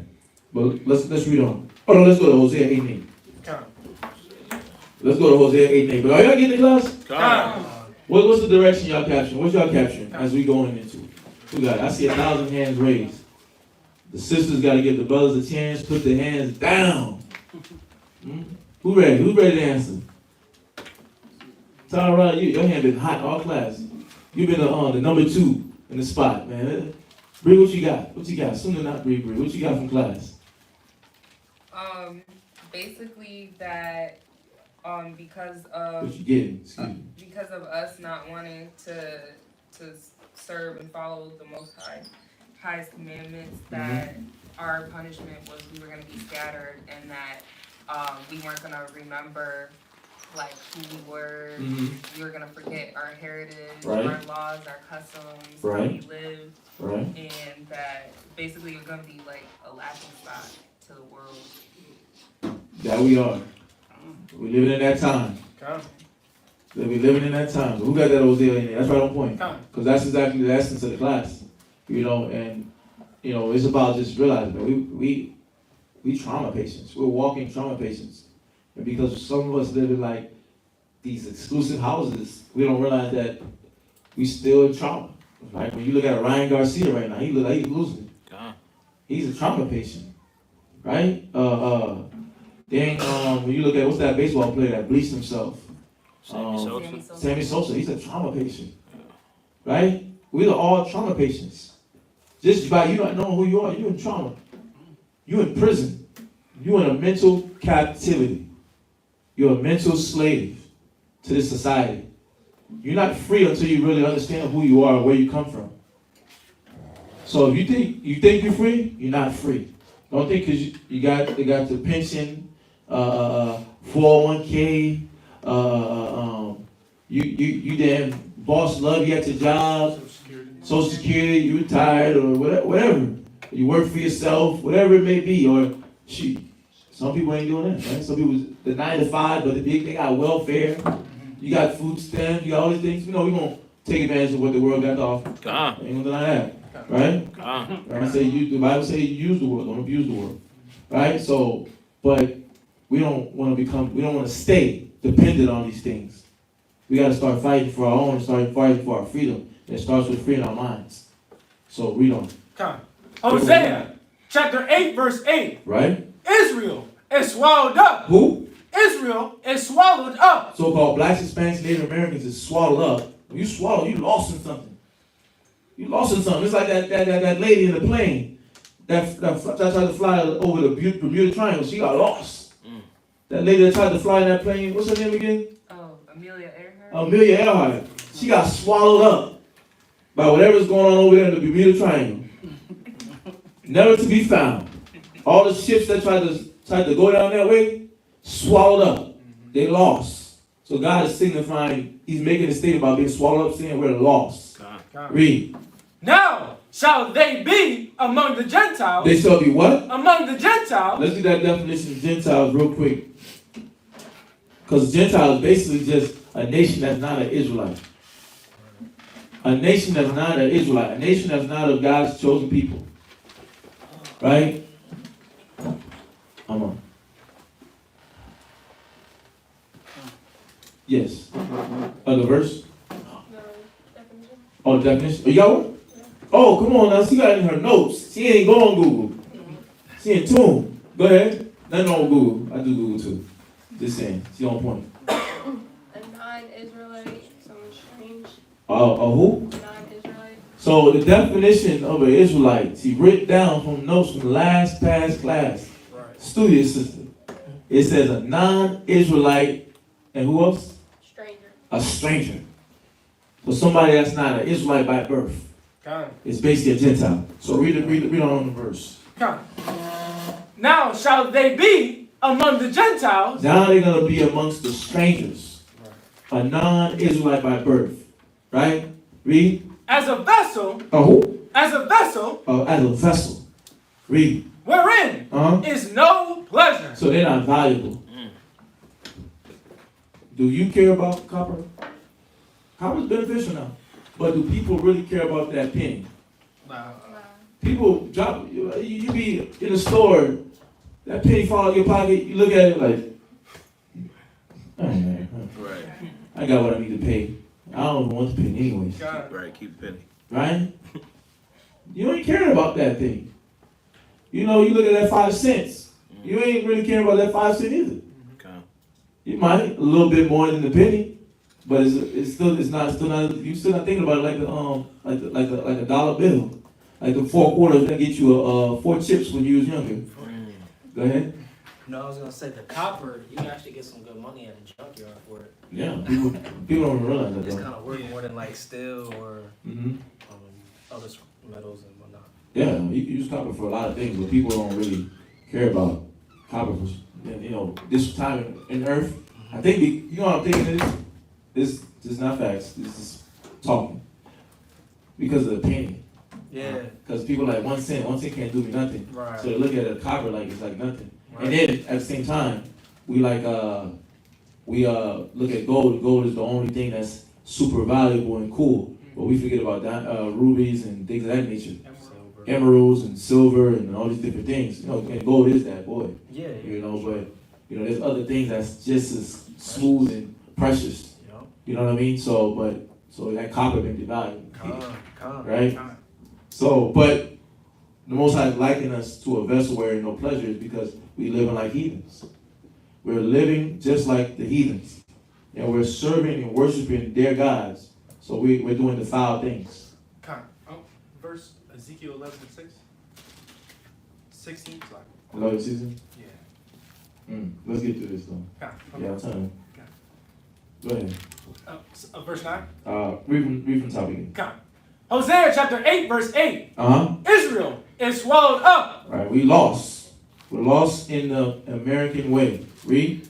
Now shall they be among the Gentiles. So now we gotta because we're lost and we don't want to serve God. Now we gotta live amongst the heathen. Now we gotta literally. So the God's like, okay, since you didn't want to hear my word when I had you separated from them, now I'm gonna throw you in the middle of them, and you're gonna see how defiled they are. You walk out that bathroom, they barely washing their hands. I kid you not, I was in the bathroom the other day, and I washed my hands. I'm there washing them, taking my time, soap and water, extra on the soap thing, right? And this guy come out the bathroom, had the audacity to look me in the eye and just walk straight out. No shame in his game, right? He started just walking straight on out, man. I'm like, what the? I done seen that multiple times too. It's an epidemic. It's an epidemic of not washing them hands, man. Huh? Was in the stove or the yellow thing. I know it don't matter, but which one was the nastier? Right, he came from the stall. Yeah. He came from the stall. He doing himself a disservice, man. He doing himself a disservice, man. Walking out like that, that's all a shame. Come on. But that's how we live it now, too. I'm not gonna act like I only seen a white man or Asiatic guy do that or East Indian guy do that. I seen some black and Hispanics do that too. God. Right? But that's because we're swallowed amongst the heathen. So we're not at home learning these values and the importance of the cleanliness and the respect and the etiquette and things of that nature. So we're not learning the importance of that. But now we have this opportunity. Because now we got this word, and now the Most High is pulling us out from among the heathen. You see that? So we're no pleasure to the Most High right now because we're serving, we're living like heathens. Heathens is another it's another word for saying a nation that's not Israel. Right. So a nation that's not an Israelite. Let's go to Ezekiel 5:5. Ezekiel chapter 5 verse 5. So, but now it's showing us that what we're living under the names of the other people. So we're living like Gentiles, we're being raised as Gentiles, and we're being known as Gentiles to the world. But God knows us truly as Israelites. Ezekiel chapter 5, verse 5. Ezekiel chapter 5, verse 5. Thus saith the Lord God. This is Jerusalem. This is what? This is Jerusalem. And what about the most Jerusalem? What is the Most High about to say about Jerusalem? Read. I have set it in the midst of the nations. I have what? I have set it in the midst of the nations. We're in the midst of the nations. So he's letting us know we're beyond filthy. We got a defiled way, right? We got a perception that's not biblical. We got a way of life that goes contrary to the Father. Right. And we really think about that. When we read these verses and we muse upon these verses, we have to see that this is why I say we gotta fight 10 times harder. This is why we gotta fight 10 times harder to get clean and get pure in God's eyes. Because there's somebody out there that's literally yearning for a better life. They don't know what they're looking for. Yeah. They just, man, I just want to live better. I just want to be spiritual. I just want to be pure. I just want to be clean. Man, I just want to be a good father. Right? And that's in the nature of our people. We yearn for those things, for better. But we be going about it in all the wrong ways. Right? And we be giving all the bad wisdom to the young men and the women, to the young women on how to be married. We be yearning to do the right thing, but we don't have the intention be good sometimes, but it's just the execution ain't there because we lack the knowledge. And he needs somebody like you sitting in this classroom right now that's learning and hearing this information to make the change in your life. He or she, right? Woman and man. Because this spiritual war that we're going through of us learning who we are, it takes the man and the woman. Because there's sisters out there that need sisters to step up. Right? They need brothers to step up and say, man, I don't want to be able to hold down a school. We got VA, we got Rochester, we got Houston, right? We got our brothers in San Antonio. But we need brothers and sisters to start stepping up and really saying, let me really work on my mind. Let me really work on my spirit. Let me really learn what it means to be humble. Let me really learn what it means to be studious and caring, right? Because what elements, after you teach the people, right? After we learn this information, after we teach that you're an Israelite, you're spread in this part of the world, that's not your people, you were mixed and mingled amongst these people, right? You're God's chosen. What are we going to give them? What are we going to give them if we don't give them humility? But how are we going to give them humility if we're not learning it? If we're not recognizing that when I'm in this state, when I'm learning, I'm sitting in class, right? And I'm in the desk. I got a Bible. I got a pencil. I got an apocrypha, which is a part of the Bible that they took out. And I got these things, these tools, right? How am I putting them to use? Or they're like what Gunplay say, Bible on the dash. Right? You got your Bible on the dashboard, your pen on the dashboard, and then dust just collecting it, and you don't even recognize that that's the Bible, so you go, oh snap, that's where my Bible went? After you just started thinking about your Bible again. 2 weeks, a month later. They need somebody in here, somebody that's listening to this word to say, I'm going to fight the old me. I'm going to recognize my faults. I'm going to acknowledge my transgressions and make a shift, a 360 shift. Right? Ask to not turn again. Right? So we got to see that it's very important that when we hear these words and hearing about us being in the midst of a nation. Right? I want you to look up online one of y'all should, right? Kadash or Uriah. Look online about just the different religions and the deities and how they serve these guys and just the defilement of it. So we can really see, give a visual on the defilements that we was engaged in with the rest of the world when we got mingled in. I mean, anybody can look it up. Soldiers, right? So, but let's look that up. I had something, but I gotta find it. Just the filth. The filth, man. Go read that again, DeAndre. Come. Ezekiel chapter 5, verse 5. Thus saith the Lord God, this is Jerusalem. I have set it in the midst of the nations. We've been set in the midst of the nations. We in the middle of them. We in the trenches, right? As they say. We in the belly of the beasts. All these beasts. Read. And countries that are round about her. And we scattered abroad around these countries, these different countries in the world. We're scattered and lost amongst them. Read verse 6. Come. And she has changed. She had what? Has changed. You see that? We changed. We changed. What? My judgment. My what? My judgment. My what? My judgment. We changed God's judgments. Pork the other white meat. Right? I don't gotta wear a dress. Right? I don't have to exercise moderation. I could be an alcoholic. Right? You ain't my daddy. Right? God gonna have to tell me, He gonna have to come down from the sky and drop down on me and rain lightning for me to believe that. That's what people say. Right? Where that's at in the Bible? It's definitely in the Bible. And it tells you how to use these herbal medicinal things. And they don't tell you to smoke them. Right? They ain't telling you call it Mary Jane. Right? Purple Haze. Right? They ain't telling you call it one of those names. They got names. Adam named them. Use the God-given name and use them in their purpose. Type it on Google what God called that plant. Right? And see how the people in ancient times use them. Godly people at that. They use it for medicinal purpose.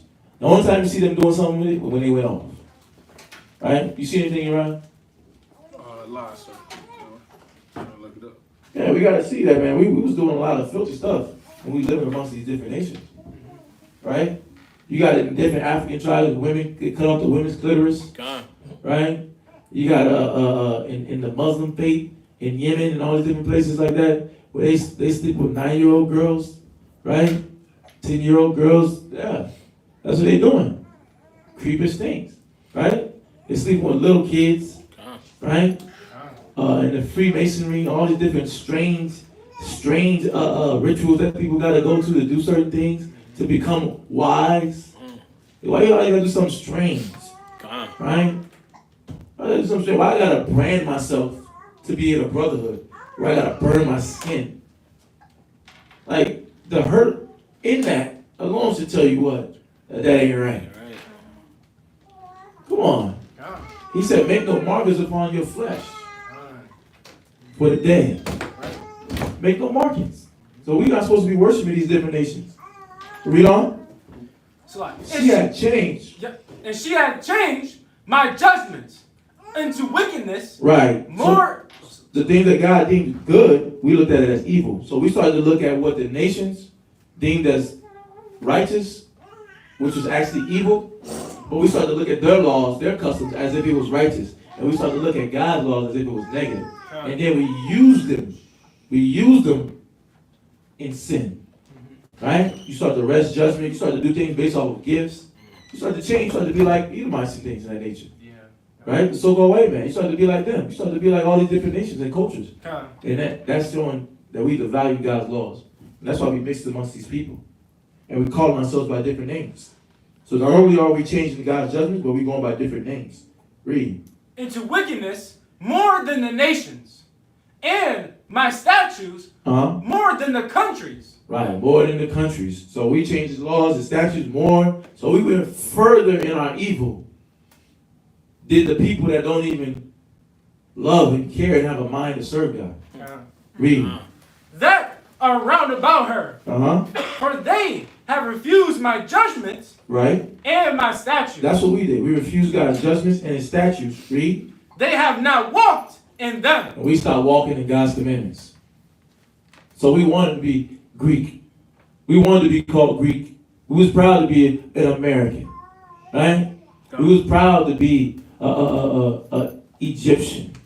We was proud to be a Phoenician. Right? We was proud to be a North African. Right?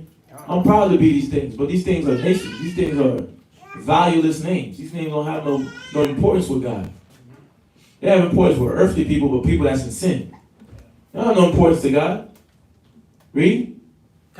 Therefore, thus saith the Lord God. Oh, let's go to Micah 5:8. Micah 5:8. Micah the 5th chapter, the 8th verse. Micah the 5th chapter, the 8th verse.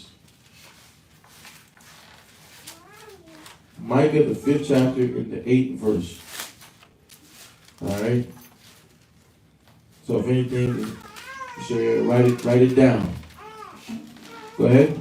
Micah chapter 5 verse 8. Uh-huh. And the remnant of Jacob shall be among the Gentiles. So a remnant of God's people. Jacob's name was changed to Israel. So Jacob is the forefather of the tribes, the 12 tribes of the nation of Israel. So when he's talking about Jacob, he's talking about the nation of Israel. Shall be among the Gentiles. Read. In the midst of many people. And they're in the middle of many people. They're in the middle of many people, and they're living like these people. Read. As a lion among the beasts. As a lion amongst the beasts. Mm-hmm. Right? Amongst the beasts of what? Of the forest. Right. We are lonely, by our lonely. Right? We by our lonely. We don't have our power behind us. And we trying to wage war with a bunch of peace. That's in the forest, but we by ourselves. The lone lion. Right? By ourselves trying to fight. Just trying to get by. Just trying to get by on it. Right? Just trying to get by on life. Just hoping your kids gonna want to serve God too, just like you. Right? Just hoping your son stay away from the streets. Right? Just hoping your mom want to wake up to the knowledge. And we amongst these beasts while we trying to figure all that out. And they trying to attack us with the food. Right? With the food, the entertainment, the way of life, do as thou wilt. While they trying to influence your children to make it seem like transgenderism is normal. You fighting all that. Right. Read. As a young lion among the flocks of sheep. Right. Read on. Who, if he go through. It's packs of other people, and you by yourself. You by yourself trying to figure out they rolling in packs. Unity, man. Unity is our salvation. But for us to unify, we have to figure out who we are. In this diaspora. So read on. Both trendeth down and teareth in pieces, and none can deliver. Right, and we get ate up. We get ate up and bit and destroyed, and they tear us in pieces. Like, think about it, man. So it's a high society now of where in one period it was strange if you would hear a black, Hispanic, or Native American cutting themselves to deal with stress. That was a strange thing at one point in time. That wasn't a thing at one point in time, but now it's like almost regular where you walking around in the mall, or, we be in the mall, or wherever you at, and you having a conversation with a stranger, and what happened? You see the cut marks on their arm. And then black, Hispanic, Native American. That's not a normal thing. That's not how we deal with stress. Right? I mean, I'm not acting like our methods were good, that we had even outside of not cutting ourselves, but we would at least try to deal with it on some level. We wouldn't just get into it to where now it's like, right? You cutting yourself. Right? And then the homosexuality in our community now is on a high level. Because the world's influencing our kids through TV, like SpongeBob. Right? SpongeBob and Patrick are supposed to be two men, but then they having a baby. Right? They adopting a baby. SpongeBob want to take up the role of a woman, and Patrick want to be the father. Two men. Right? Go ahead. That's like in the movie I took my daughter to go see. It was Kung Fu Panda, and the panda it shows the parents and the parent is a panda, which is the dad, and his other parent is a chicken. That's a man too. Right. Come on, man. and they snuck it in there, and I'm like, Never they're not gonna connect even those tell. pieces. They just left it in there for the kids to decide, like What's going on? They gave that to them for the process. You think? I just thought about it. I never thought about the fact that we ain't never see Poe's mama. Right? The parent comes from Pan. I never thought about that. Actually. You never seen his mama. They never make mention of him. They just talk about the men, and the men, but they don't make no connection of them being together. But it's like they just leave an open-ended statement. Wow. Well, let's go to John 7:35. John 7:35. Somebody else get Acts chapter 15, verse 14. Come. Acts chapter 15, verse 14.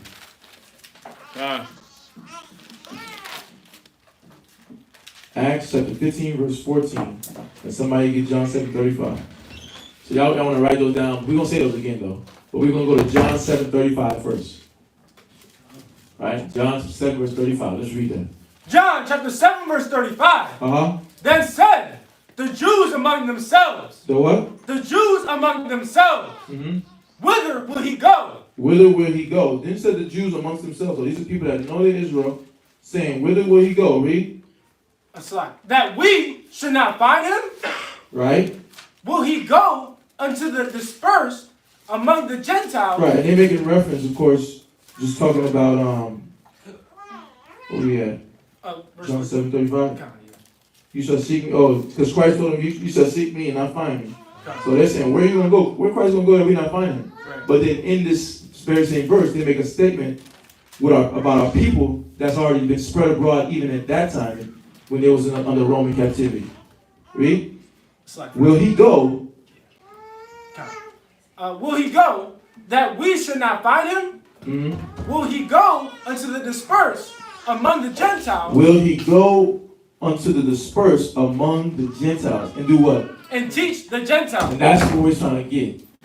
We're trying to get the understanding on where our people are even to this day. But they're letting you know right now that it was our people already established even at this time, and they were spread abroad going by different names even at this time.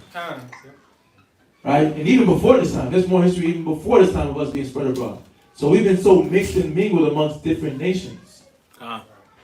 We've been so mixed and mingled that we have to go, I don't want to jump, but we have to go and really get the history, right? The biblical history first, on what the Bible says about where we were actually spread abroad. Because the Bible tells us where we were spread abroad. So the Most High, the God of the Bible, gave us the map. We just got to investigate the map and understand how to read it and get the information to put the pieces of the puzzle together. Right, so let's go to Acts 15:14. And then somebody else get Isaiah 11 and 11. Acts 15 and verse 14. Acts chapter 15, verse 14. And then somebody else, Isaiah 11 and 11. I'm gonna say them again so that you can be able to write them down and have them. So Acts chapter 15, verse 14. Acts chapter 15 and verse 14. Right? Simeon had declared. Simeon had what? Had declared. Mind you, Simeon is an Israelite, a teacher. Remember how I said in Acts 13:11 or 13:1, it says, such teachers such as Barnabas and Simeon. So this is Simeon, a teacher, a prophet, an Israelite. Read. Simeon had declared how God at the first did visit the Gentiles. What Gentiles? Not the other nations. Not the Gentiles, the other nations, but it's talking about our people that's lost amongst the Gentiles. It's talking about the Israelites that's been dispersed among the Gentiles. So there was two types of Gentiles. There was a Gentile that was literally another nation, but then there was a Gentile where our people were called Gentiles because they were raised being believing that they were Greek, raised believing that they were Roman, raised believing that they were Elamites, but they're not these people. So yeah, Galatians, that they were Corinthians and Philippians, right? But they're not any of those things. They're not any of those people. They were just dispersed among them. So when he's talking about he did first visit the Gentiles, what did he do? To take out To take out of them. To take out of them. So now he's pulling a group of them out. But this group that he's pulling out is his people. Read. A people for his name. A people for his name. And just for a precept for that, go to Isaiah 41 and 8 real quick. Go to Isaiah 41 and 8 real quick. Hey, this potent. Good information, man. Detail. Who got it? Isaiah 41 and verse 8. Who got it? Go ahead, read it. 41 verse 8. 41 chapter and 8 verse. Isaiah chapter 41 verse 8. Uh-huh. But thee, Israel, art my servant But Jacob. who? Thy Israel. But thou, Israel, read. Art my servant Art Jacob. my servant Jacob. Read. Whom I've chosen. You will be what? Whom I have chosen. So when it's saying take a people out for his name, he's talking about Israel. The people whom he had chosen, read. The seed of Abraham, my friend. Yeah, because our forefather, our grandfather. Oh, it's good? Oh, the bathroom's good. Hallelujah. Right? So, our people, he chose Israel as his people. Right? So when we jump back to Acts, right? Read that again. You go with that one. Acts chapter 15, verse 14. Right? Simeon had declared how God at the first, did visit the Gentiles. And Gentiles is talking about our people, read. To take out of them a people. To take out of them a people, read. For his name. And he's talking about those Israelites who are his servants, whom he had chosen. God. So it's not changing from the old to the new. There's no change from the Old Testament and the New Testament. It's the same information, the same truth. Read on. Verse 15. And to this. And to what? And to this. And to who? And to this. Read. Agree the words of the prophets. The words of the prophets. So this brother is quoting the Old Testament, saying that he's agreeing, and this statement is in agreement with what the prophets of old wrote in the Old Testament. And we just went through the whole Old Testament, right? We read Micah chapter 5 and 8, Ezekiel chapter 5, we read Hosea 8 and 8, we read 2 Ezra 2 and 7, we read Deuteronomy 32 and 26, we read James 1 and 1, we read Nehemiah 1 and 8. So he's saying, and to this agree the words of the prophets as it is written. Because why? They wrote about our people being dispersed even at that time. And the prophecy of it going to happen. And them calling themselves by a name that's not their name. Them living under cultures and societies and following those rules and regulations that's not their own. You see that? And now, let's go to Isaiah 11:11. Let's figure out what those places are. Chapter 11, verse 11. Go ahead. And it shall come to pass in that day that the Lord shall set his hand. So this is talking about future tense. Right? And it began, obviously, at that time, because they started pulling out the dispersed at that time in Philippi and Corinth, but it's continuing even to this day. Right? Read. That the Lord shall set his hand again the second time to recover the remnant of his people. To what? To recover the remnant. When you recover something, you bringing it back. Right? God. What do you say? I'm coming home. I'm coming home. Tell the world. That was they tell the world. I'm coming home. Right? That's what's happening. We're coming home. He's bringing us back home. He's bringing you back home. God. He's bringing the Chileans back home, man. He's bringing the so-called Mexicans, Colombians, Argentinians, Salvadorians back home. God. You're not those things. Right? Those are names we adopted through slavery. And conquistadors and other nations calling us that. But now we're coming home. It's time to come home. It's time to be a free man. Read. To recover the remnant of his people. Right. Which shall be left from Assyria. And from Egypt. Right. And from Pathros. Right. And from Cush. So what? So Assyria is modern day Iraq. Right? It's different regions. It's more than that. Right? But that's one of the places. Assyria is modern day Iraq. He said Pathros. Pathros, we know Egypt, right? We know Egypt. Modern day, they still go by that name. We got Pathros, which is in Egypt. Read. And from Cush. Cush, which is Ethiopia, modern day. Read.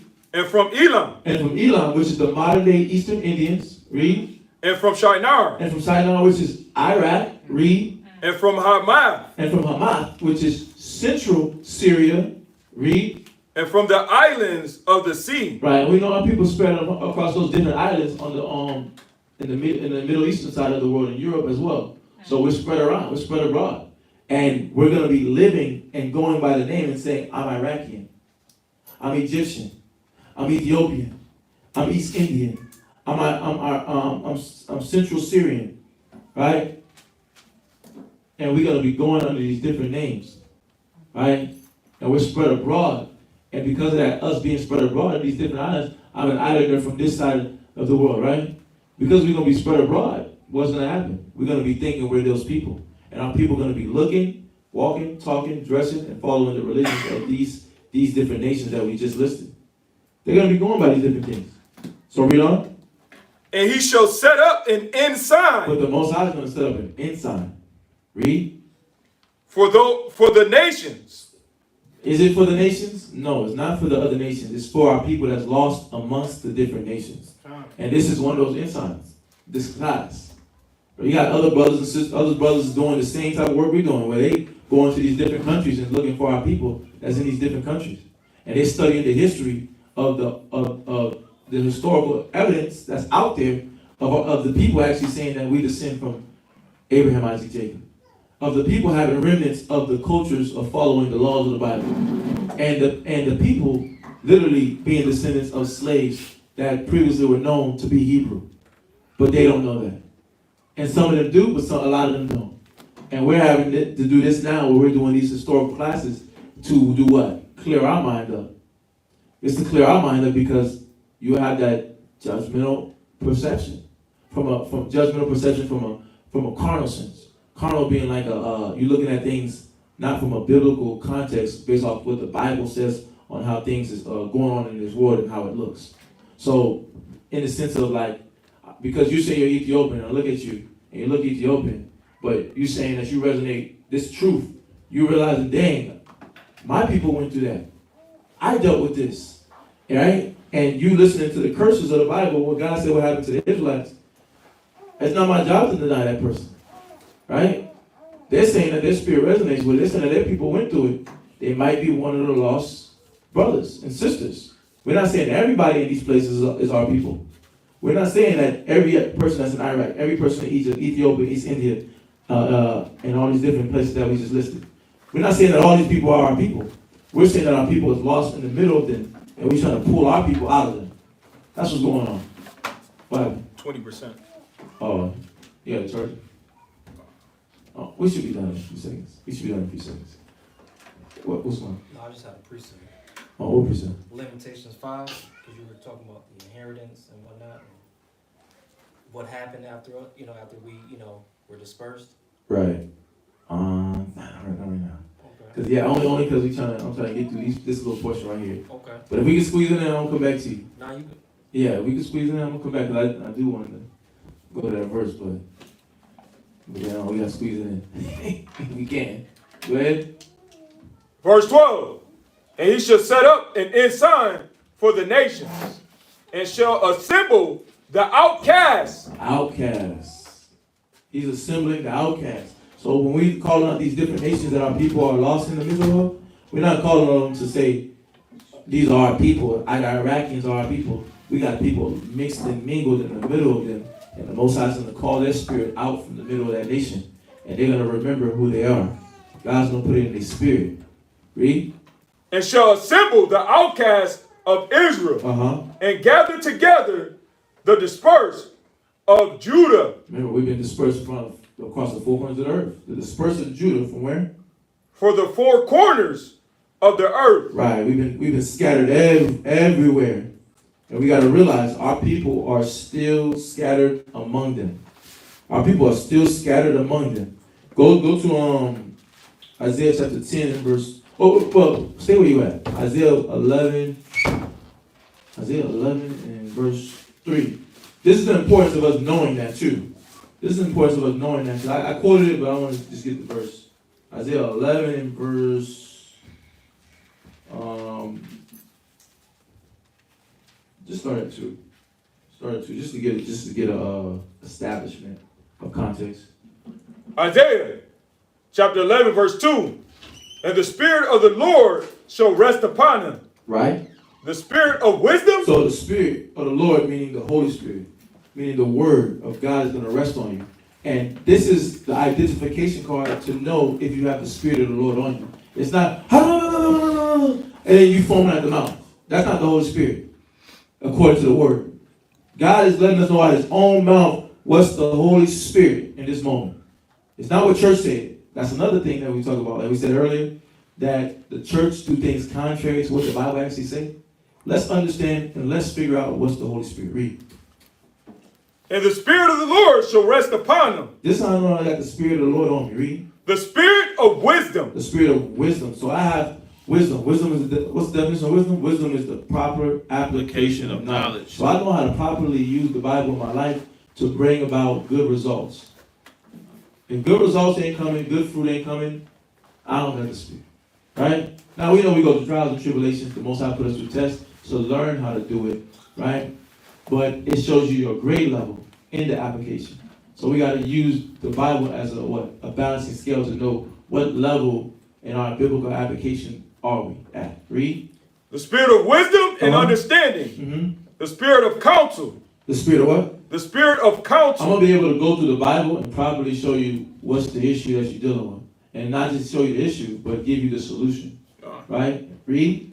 And might. Which the church don't even do. They open up, give you one Bible verse, two Bible verse, and then that's it. The whole rest of the time, they're talking from their mouth. Read. The Spirit of counsel and might. The Spirit of knowledge. The Spirit of knowledge. This is knowledge. This is true knowledge being given. We going through Bible verse, Bible verse, Bible verse, Bible verse, and they're all saying the same thing, not deviating one from the other. Not a man speaking his own words, doing the Joel Osteen, the T.D. Jakes, the Eddie Long, right? We're not doing that. We're doing the truth. Thus saith the Lord, right? According to the word. Read. And of the fear of the Lord. And you're gonna have a respect and regard for God's laws. So let's go. Go on. And shall make him of quick understanding. So what's the quick understanding? Read. In the fear of the Lord. And he shall not judge. And that quick understanding is you're going to be able to balance out in your mind how to judge a situation. Because there's nothing wrong with judging, but it has to be based off the Bible, right? We make judgments every day. I don't like this shoe no more. I like this shoe now. You just judge your shoe that you don't like. So you make judgment calls every day. So this is saying that you're going to know how to properly balance your judgment. And it says he shall not judge, read. After the sight of his eye. We're not going to get lost on what we see. We're going to use the word of God to balance out. And we're doing that right now. We're like, okay, this person walking up to me, Ethiopian, saying, man, I'm hearing what you bringing out about God's chosen people being lost, the curses that our people going through. And man, it was just resonating with my spirit. Man, I mean, I don't know my history completely all the way in detail, but I just felt connected to it. Right? That's all they can go off of. But he looked straight Ethiopian. He don't look like a black, Hispanic, or Native American. Right? Or one of our people, right? You can't deny it. You can't just go off of a feeling, man. You get Ethiopian, get on my face. You might just what? Well, we got to be careful with what's being said. Because you might shun away one of God's chosen that's been lost amongst the Ethiopian people. Which are not God's people.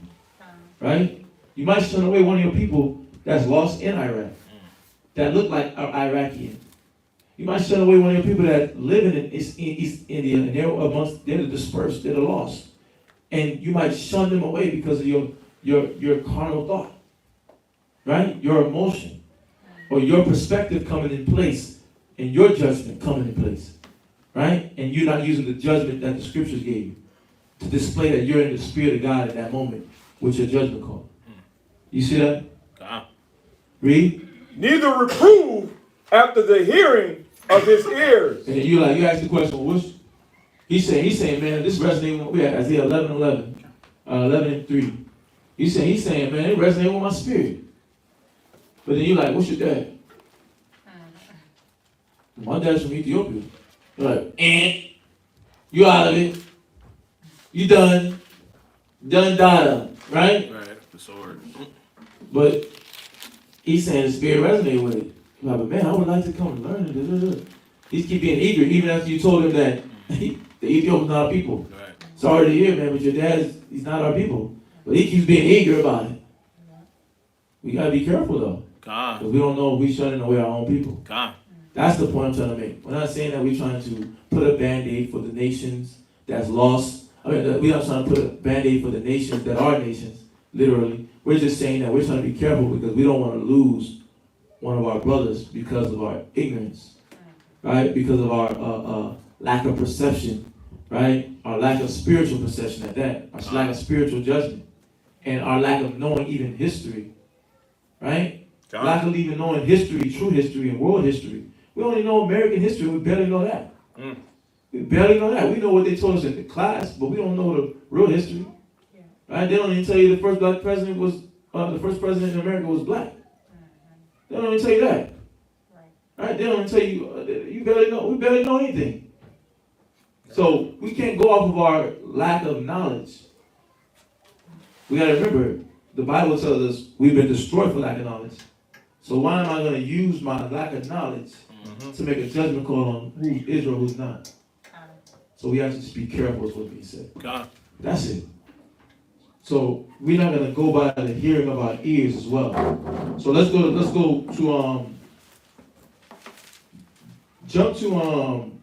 go to Isaiah 10, verse 21. Isaiah 10 and 21. And then 22 after that. And then we're gonna read Acts chapter 2, verse 5. And then we'll be done after that. Alright? So I just want to share something. Just a little, because I know I've been talking about it, I said I was going to do it, but I just want to share a little bit of history with y'all, and it will be done. Alright? I don't want to keep nobody too long. If you got to go, obviously you can go. You don't have to stay if you have to go. I know it's 10 o'clock. That's the end of class time. So if you have to go, you can go. But if you want to continue to get this food, the spiritual food, you know what I mean? Stay in line. Go home, but stay in line. God. Isaiah 10, 22. Isaiah chapter 10, verse 22. For thy people, Israel, be as the sand of the sea. Go that what? Thy people of Israel be like the sand of the sea. I want to point that out. God. He just said we dispersed across the whole entire world. But he also made mention that we are the sand of the sea. Can you count the sand? Can you even pick up one little speck of sand? Wow. You can't. So there's a bunch of us all over the earth, is what he's saying. We all over the earth. God. We run the world. Right? We run the world. And we're everywhere in the world. Literally. But what happened? Read. Yet a remnant of them shall return. But only a remnant gonna return, because only a remnant gonna believe this truth. God. Only a remnant gonna obey this word. Some people can't even get past, is this true? Am I really Israelite? How you know Haitians is Israelite? How you know African Americans are Israelite? How you know Puerto Ricans, Dominicans are Israelites? How you know these God's chosen people? How do you know? Huh? Little chocolate boy from around the way. Little Spanish speaking boy from around the way. Right? Little Native American with bow and arrow from around the way. How you know something? How you gonna tell me something? Where your college degree at? Right? You went to Harvard? You studied at Princeton? Carnal. They're saying things that don't even matter. The beasts live in those halls. People that got human skeletons live in those halls. I don't want to be around that. Right? All the old people I see walking in the mall, all them damn old white Edomites and different nations I see walking in the mall, not washing their hands when they come out of the bathroom.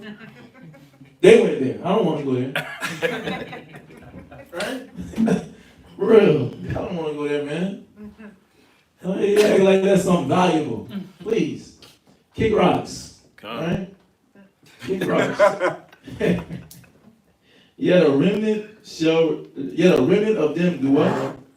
Shall return. Yeah, only a small speck, because not all of us gonna want to hear this word. God. All right. Just because you hype off the word, don't forget. not a lot of people gonna want to hear this because they like the evil. They like. We just read the verse. They said our people went worse than the nations in doing evil. So not a lot of us gonna want this. That's why I say even though we're in the sand of the sea, we're in abundance everywhere we are. Yeah. Only a remnant gonna return because only a remnant gonna believe. Think about it. And you know why? Another reason why it's so important for this. Think about it. The Most High said He got to set up an ensign for the nations of our people that grew up like this. Think about the people that's playing with the thought of, damn, I just might be in a nation. But the spirit resident, they double dutch in their brain, right? They're like, damn, I just might be a nation though. But the words resonating in their mind at the same time, so they're going through that war in their brain. We have to be able to do what? Share the word, right? We have to be able to comfort the feeble mind. But we have to not stay in a lack of knowledge so that we can give the knowledge. Listen, the word, you read the word, it was more scripture thing. I wish I could have finished this 10:13, but there's more scriptures that go along with the statement I'm making right now. Let's go to 1. Stay where you at. Well, finish where you at, and we're going to go there. And then I'm going to expound more on the statements I just made to give the balance, right? Go ahead. The consumption degree shall overflow with righteousness. Yet a remnant of them shall return. The consumption decree shall overflow with righteousness. That means the amount of people that would be saved, right? The consumption of the decree shall overflow with righteousness. They're going to commit their lives to righteousness. They're going to commit their lives to serving the Father. The people that actually decide to wake up and commit and give their lives to the Most High. Right? That's who's going to wake up and that's who's going to be locked in and not play around with His word of truth. Right? Their spirit. You know? Right? So you my faith by my words. Right?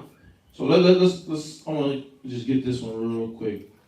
Romans 8:16. You know, you got to be able to know the balance and how to share His word, you know. This person's resonating, they come in God, trying to make change, but then they going through that betwixt in their mind. Alright? You got to be able to know this information so that you can be able to share it, so you can balance it out in their brain. Right? Read.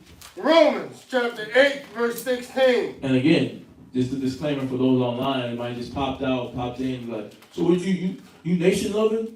You nation loving? No, it's not that. It's not nation loving. I'm loving my people that's mixed and mingled amongst the nations. That the Simeon said that the Most High trying to carve out a name for Himself amongst those people. But those people don't even know that they're Israelites. Israelites are going out there, or they're seeing internet classes online like this, and it's telling them that they're Hebrew. But they had no inkling of that history in their family. So we're trying to pull out the people, right? We're trying to pull out the nutritional, right? The people, the values. The people that the Most High has laid out, that's amongst these nations. And we set up that ensign that the Most High said He would do for them.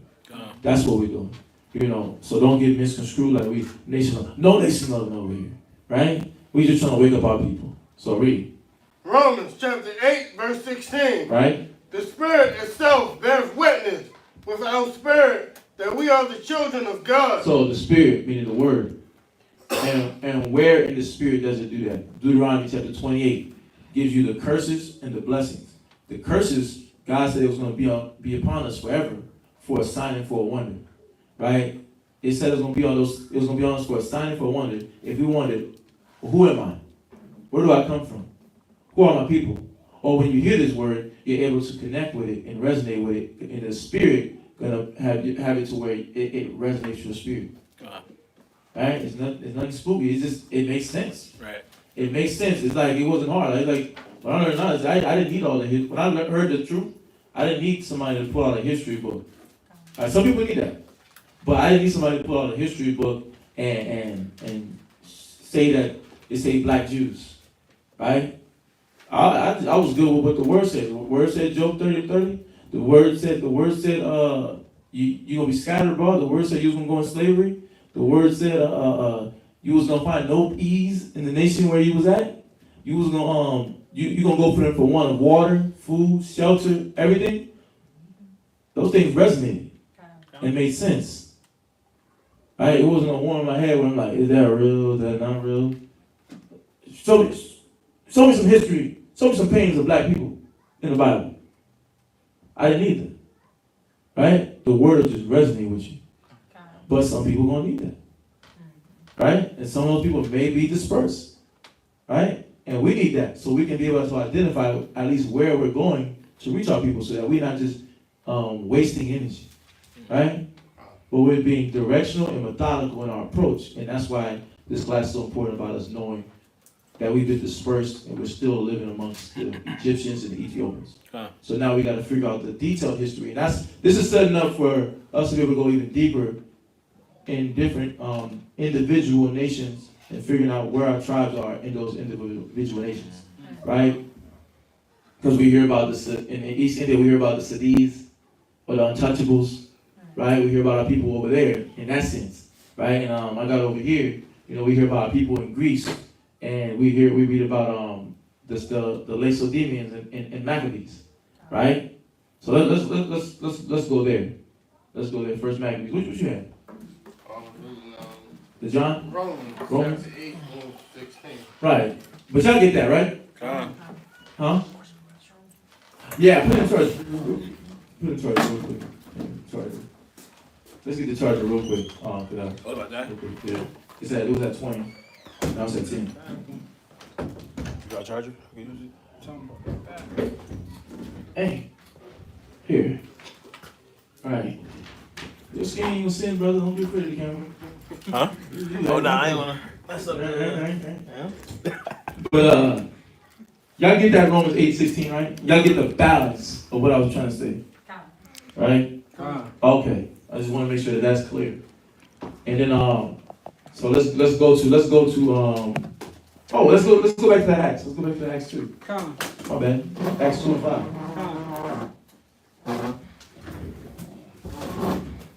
Acts 2 and 5. Acts chapter 2, verse 5. Yeah, I just want to leave y'all at least with this. Just showing some history a little bit.